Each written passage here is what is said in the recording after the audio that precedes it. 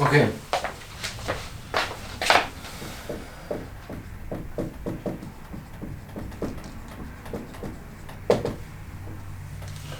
Pre-foreclosure is a little bit different.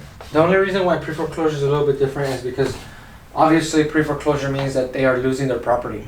They are not making their payments. So now you have multiple things that come into play. You could decide, do you want to offer these people cash for their property, which could work, or do you want to take these people's mortgage payments and continue making their payments for them? So there's two routes on pre-foreclosures. One, even foreclosures. So foreclosures means that they already are in the foreclosure process. Pre-foreclosure means that they are just not making payments, but the bank is contacting them, trying to work with them, like, yo, what's going on?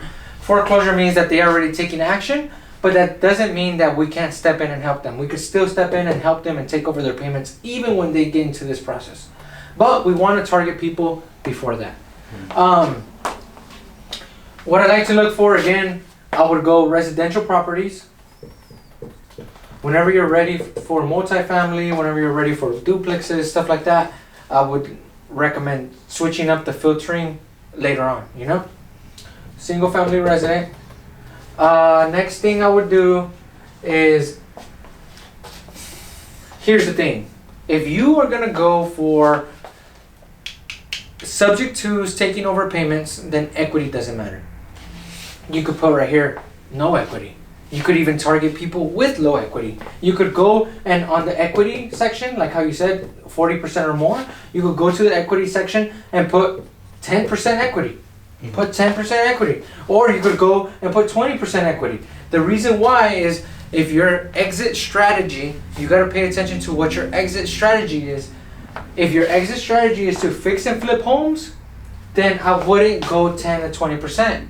If your exit strategy is to take over the payments and continue renting the property out, then yeah, go target low equity, because low equity means that people that are in pre-foreclosure and have low equity, they are open to taking over payments because they can't sell their property in the market. They don't have enough equity. The agent fees alone would be too much for them. So you could also target low equity depending on your exit strategy. If you say, you know what, I want to go for people that to fix and flip in pre-foreclosure. Okay, perfect. Then let's target 30% equity to 90%. 30 to 90% equity. The reason why 90% is because if you already pulled the free and clear list, you do not want the pre-foreclosure and the free and clear to mix. You want to keep the people that are in pre-foreclosure in the pre-foreclosure section of the equity. You get what I'm saying? If you go 30, even though if their house is paid off all the way, there's no way that they would be in pre-foreclosure because it wouldn't make sense. Now, if you're thinking about fixing and flipping a pre-foreclosure, I would go equity 30 to 90%.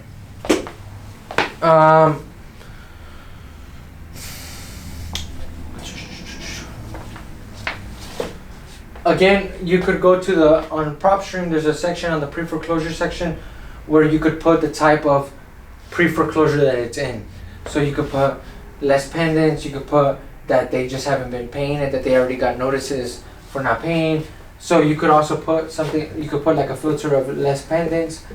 Again, you could switch this on and off depending what works. You could see there's sometimes where there's only 100 pre-foreclosures and I turn this on and it becomes 12.